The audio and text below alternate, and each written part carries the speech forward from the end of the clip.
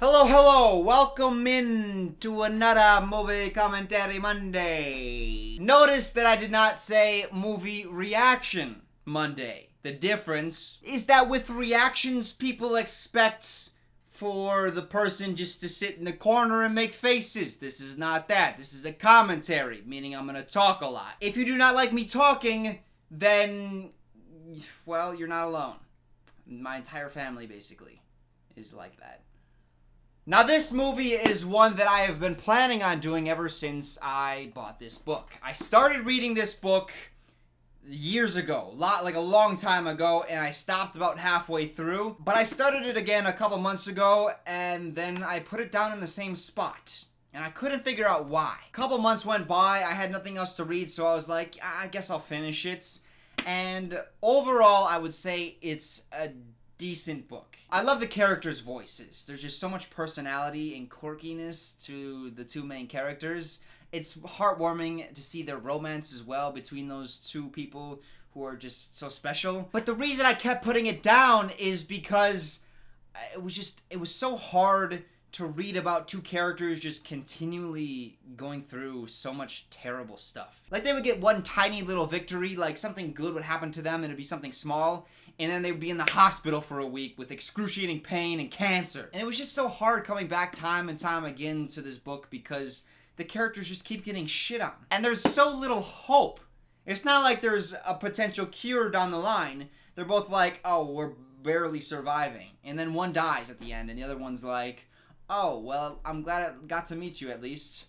And then she's on the verge of death too at the end. There wasn't enough hope in this book for me. And I know people are like, oh, well, it's realistic. That's what having cancer is like. I understand that, but I don't read just to understand what cancer's like. I read it to be entertained, and just watching two characters get shit on with no hope the entire time is just hard. And it's like even the side characters, like the side character also has cancer and he's blind. It's like, fuck, man.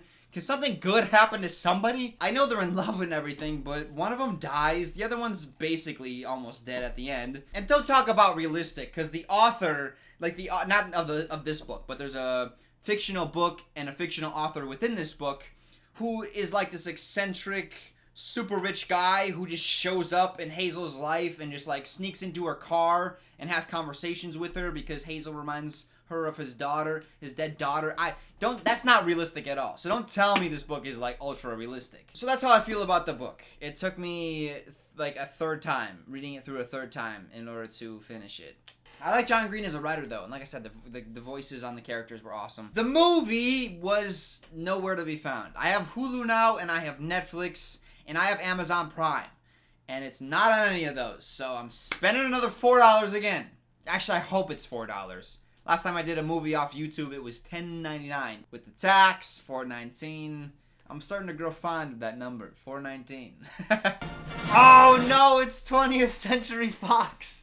No. When I did The Devil Wears Prada, I uploaded that video 5 separate times because the first 4 times it got copyright blocked. And it was like the smallest scenes. I couldn't put in too much of the movie. I guess we'll see how this goes. She's reading the same book over and over. She's depressed. Wait. The doctor's like, wait. She read the same book over and over? She's depressed. That solves it. I'm a doctor. That's all I need. Everybody who's a professional psychologist knows that's the one question you ask. Hey, doc, am I depressed? Well, do you read the same book over and over? No, I don't.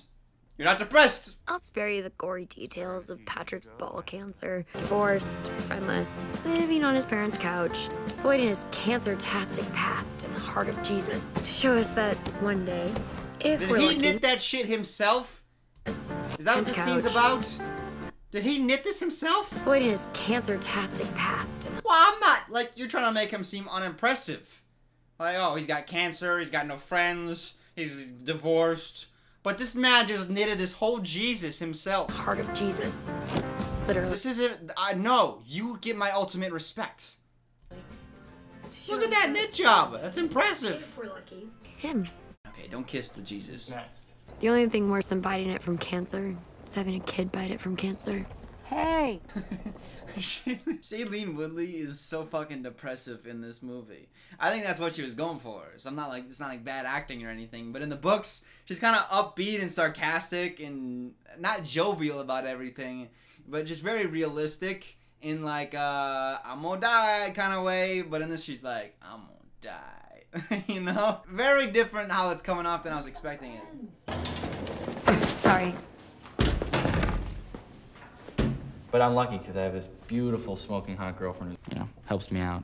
So that's what's up. That is what's up. No. Now I know why your girlfriend's about to break up with you. That's what's up. That's what's up. Don't be saying that. You sound douchey. So that's what's up. That's what's up. That's what's up. I'm about to lose my girlfriend and my eyesight. That's what's up.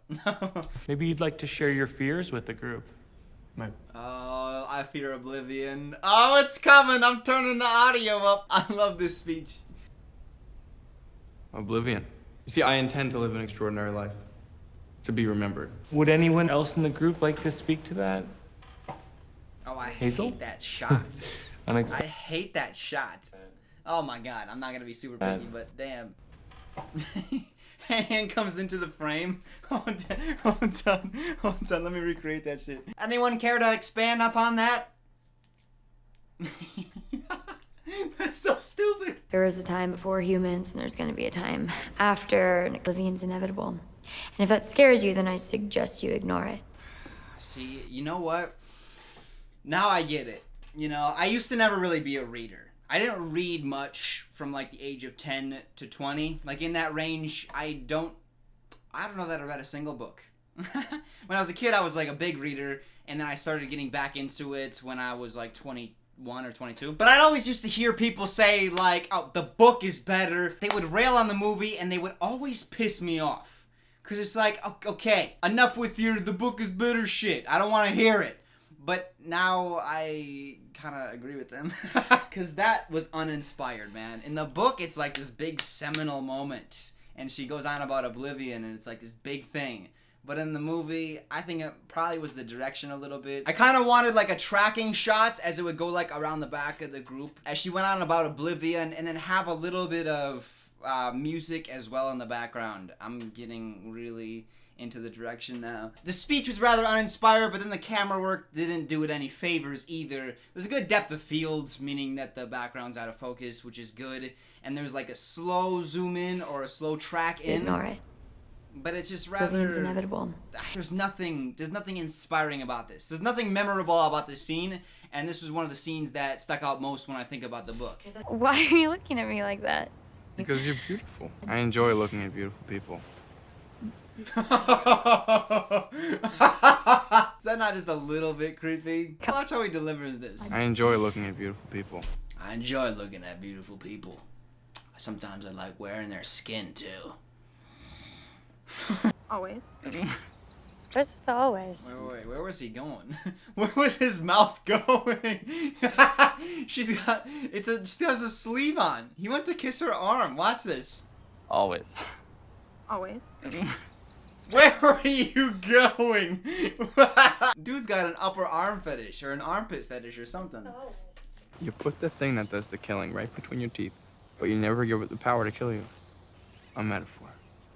Oh, okay. So another big scene that stuck out from the book, and they did it well here.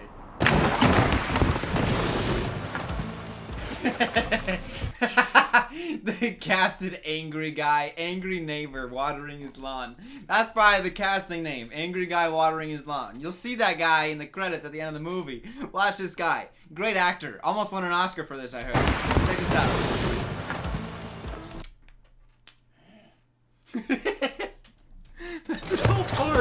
That's his whole part. I hope that guy comes back later in the movie. He's a champ.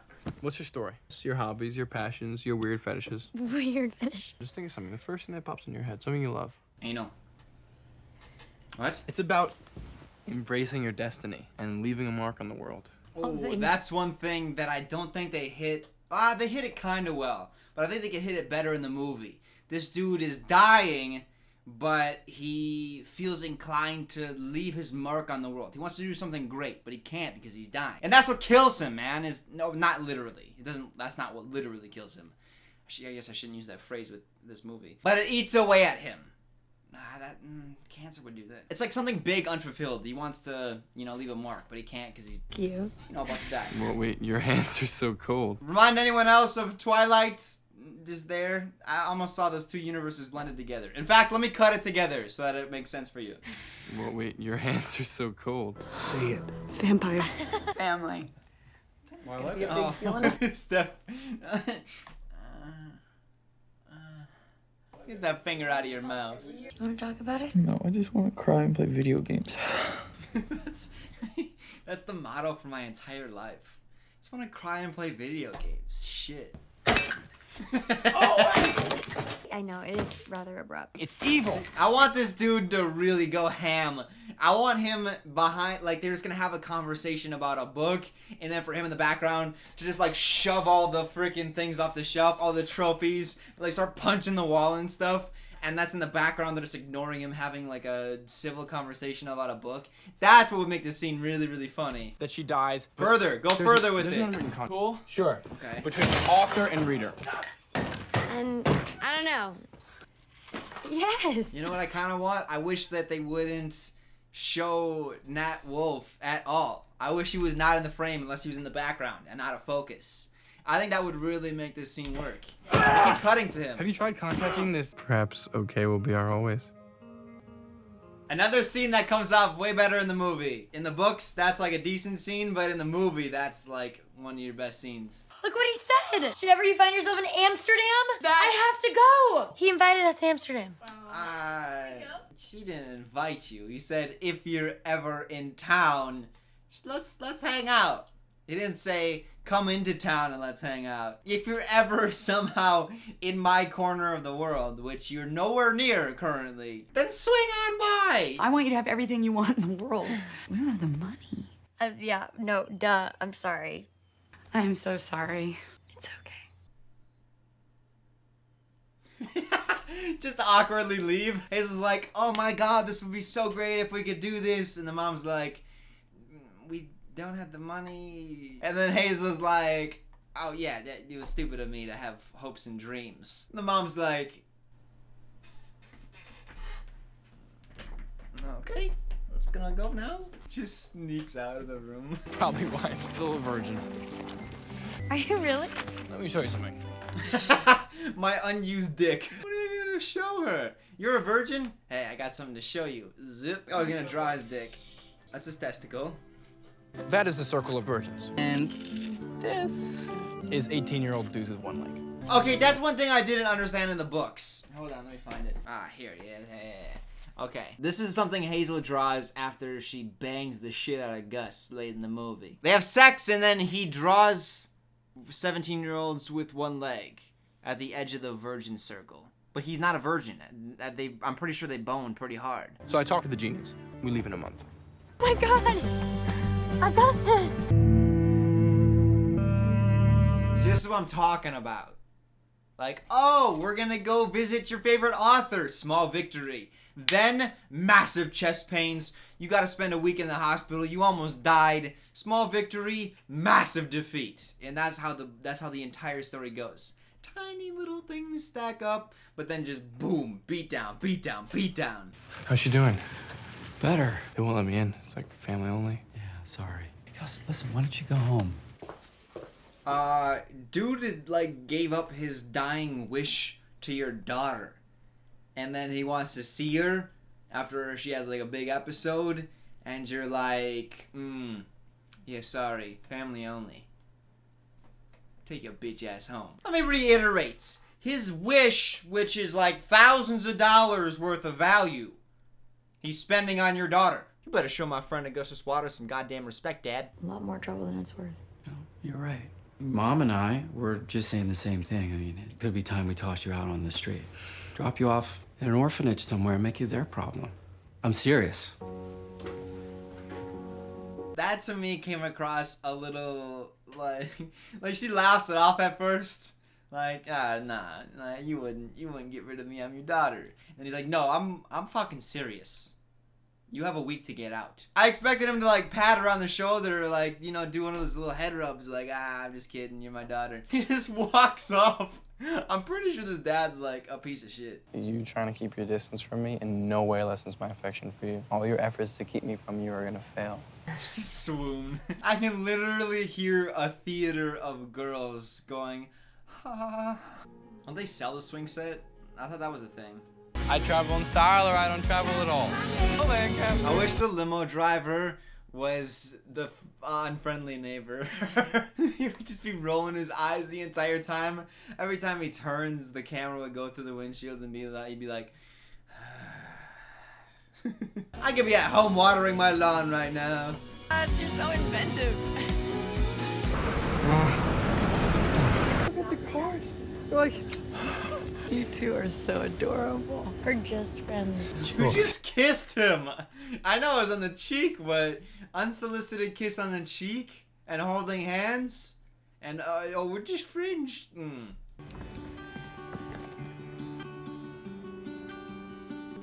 See, some of this shit, I know I was talking about the book crowd before, how they're more right than I gave them credit for. But these scenes work better with a little bit of music in the background and just through the looks and the expressions. You can see them rather than reading about expressions, but just seeing it for ourselves. Wow. This is an advantage. I am in love with you. Okay. So there's this like really good but depressing song that samples this conversation. I looked it up. I was like, where's this conversation from? Because it's great. And he talks about oblivion, and even if the sun swallows the stars, even if the sun swallows the earth whole, whatever. And it's gorgeous, man, and that's kind of the thing I was looking forward to most almost in this movie. You heard me. You heard me. And I know that love is just a shout into the void and that oblivion is inevitable. And that we're all doomed. And I know that the sun will swallow the only earth we will ever have. And I am in love with you. Sorry. More stars. I think we'll just have to check. Your meal has been paid by Mr. Van Houten. In that case, another bottle of champagne. Yeah, you wanna bring it? What do you got for dessert? I'm so excited I can barely breathe. Oh man, I'm so nervous to see this character, cause in my head, the way he's described, he's like a very round, rotund man with tiny arms, like thin arms. I don't know, he's just such a character in my head, and I'm afraid to put a face to it. Peter! Peter! If we corresponding? The Americans? Incurably so. Oh, wait, whoa, what the hell? He's thin? Get rid of them. I kind of expected like George R.R. Martin, but like more cartoonish. But instead, we get this Willem Dafoe knockoff. Is that actually Willem Dafoe? Hold on. Oh my god, that is Willem Dafoe. What the fuck? What is the Green Goblin doing here?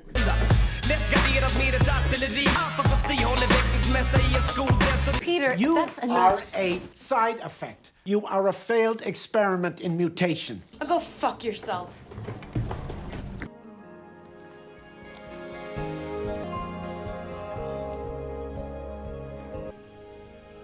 Round two. Shit. She looks at a wall of dead people, turns around, two teenagers are making out. Oh, she into it. Who applaud to make out? Yeah, boy, get it. That's right. What the? Don't applaud. That makes it weird. I fell in love with him the way you fall asleep. Fast and all at once. Slowly, Or slowly. and then all at once. Fast and all at once is how I have sex, but how I fall in love is slowly and then all at once. Yeah, that's right. I got those two mixed up. This was his Make-A-Wish wish. It wasn't to meet the author. It was to bang Hazel Grace Lancaster. The movie's about to take a downward turn here. Again, little victory. When I say little, I don't mean like the size of his dick. I'm just saying it's a tiny victory. Oh, he's gonna see the drawing. This is what I was waiting for.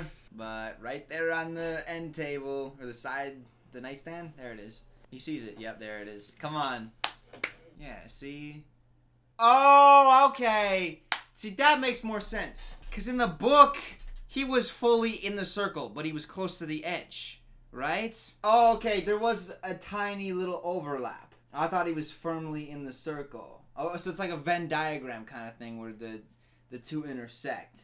Just so you can see what I'm talking about. You can kind of see the little circles inside the big circle. But not fully. It's on the line. So he still has one leg, but he's not a virgin anymore. So just before you went into the hospital, I felt an ache in my hip. So I had a PET scan, and it lit up like a Christmas tree. Should have told you. He's got cancer again, basically. It's everywhere, too. I'm gonna find a way to hang around here and annoy you for a long time. Are you in pain? Only when I'm with you. Bitch. This sign makes sure to exclude Gus from the beautiful family. This dad's kind of an asshole in the movie. What if Hazel got pregnant? There. Ooh. Now there would be a great sequel. Hazel's pregnant from that one night with Gus. After she finds out after he's dead. And then it's like, oh my god. Because Gus's big thing in the book is like not leaving behind his mark on the world. But if he had a kid, his kid could go on to be like a great guy. Like a great man, legendary man. Oh. All right, here we go. Gus, I think we should wait until dark. It's all dark to Isaac. It's all dark to Isaac.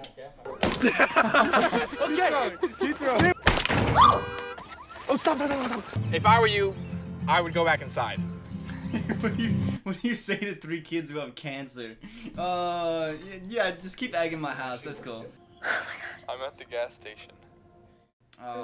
This is like the low moments for Gus. Like vomits all over himself and snot. Oh. Oh no. No. Oh, he's so gross. First Avenue. Damn, that was so real. Just want to see the guy watering his lawn in the background. That's what I want to see. He looks over like, ugh. Like, just to turn this into a joke, because I need some levity, because I'm starting to feel really sad. I need some humor to balance out the sad. That's why I'm going to keep trying to make jokes. Gotta keep making jokes. Keep me from crying. Oh, yeah, he's fine. He's fine. He's going to live forever. I always thought I would be a hero. Ah, see, this is it. This is one of the biggest things that struck me in the book, is the idea that he's about to get I always into. thought I'd have a grand story to tell. I mean, I was supposed to be special. Think that the only way to lead a meaningful life is for everyone to remember you. This is all you get. Do you realize that I'm dying and you're gonna be here and you're not gonna be a mother anymore and I'm sorry, but there's nothing I can do about that. Why would you say that to me? Because you said that. His daughter fires back, and the dad's like, "Hey, don't say that." He just fades. He just fades back. Do you see that? Why would you say that to me? Because you said that. Even if you died. When? Even when you died. Yeah. Okay. So even the mom's, who's like the most hopeful out of everybody in the story, is like, "You're going to die at some point in the near future." So yeah, this is what I'm talking about. There's no hope, and Gus is dying. Everybody's dying. You just do it. They work in an ad sponsorship here. I wanted to attend my own funeral. I'm hopeful that I'll be able to attend as a ghost, but... However, just in case it doesn't work out... It wasn't that good of a joke. Not only did he laugh in the background, but they cut to him being like, ha ha ha ha, I laughed. And as a ghost, but... I'm gonna attend my funeral as a ghost. However, just in case it doesn't... Ready? Augustus Waters was a cocky son of a bitch. Wait. Dude's like, "Are you ready?" And Augustus is like, dude can't see. He can't pick up that cue. How does he know when to go? When the scientists from the future come to my house with robot eyes, I'm gonna tell those scientists to piss off, because Gus, I don't even want to see a world without you. I don't want to see a world without Augustus Waters. This is just so hard. Okay. Brace yourselves, people. Actually, the friend's speech was pretty moving. I remember reading that, and it's pretty special. That's what I'm talking about. You hear that music in the background? I shouldn't dissect it. Like, it's a really emotional moment, but I'm still dissecting it. But like, yeah, having like just a little bit of ambient music during scenes really helps bring out the emotion. Some infinities are simply bigger than other infinities. I love that line. Oh, this is the call. This is the call. Guys. His battle was a courageous one. That's Van Houten right there. Your rod and your staff they comfort me. Need to fake a brain now. For his strength and courage. Hey, good. Yeah, that's what I want. Some jokes. I heard before the dude was like, Your rod and your his staff, and they rod comfort made me. me feel better or something. There was a line there, and I was like, kind of want to drop a joke there, but you know what? It's a funeral. I shouldn't say anything. But now I feel better. He's here. I can make jokes again. Funerals are for the living. I knew this was the right thing to do. Funerals, I decided, they're for the living. Love that too. This book has a lot of like really good quotes. Only about 10 minutes left. They got a big bowl. Yeah, Van Houten's in her car right now. You'll want to read this. I don't want to read anything. Can you just get out of my car? That thing that she crumpled up was a letter from Gus. Read it. That's the final scene.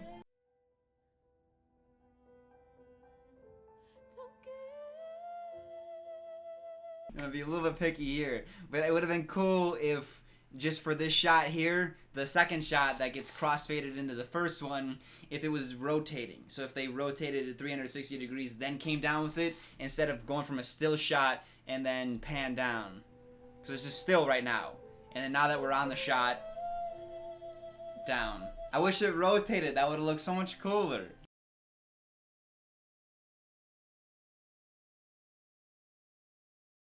Why am I noticing all their blinks? Watch this again, but just watch their eyes. Blink, blink, blink, blink, blink, blink, blink, blink, blink, blink. Why are they blinking so much? Is the air super dry in there? What is happening? Oh, the playground's gone. Yeah, they sold it. That was a scene in the book. They sold the place, or the swing set, and it's gone here. They must have cut that out. I think they shot it and then cut it out of the final movie. Because if they hadn't scripted that, it would still be there in the background. We all want to be remembered. She didn't want a million admirers, she just wanted one.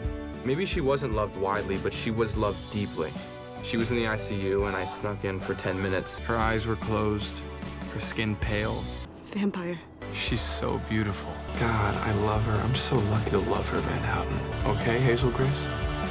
Okay.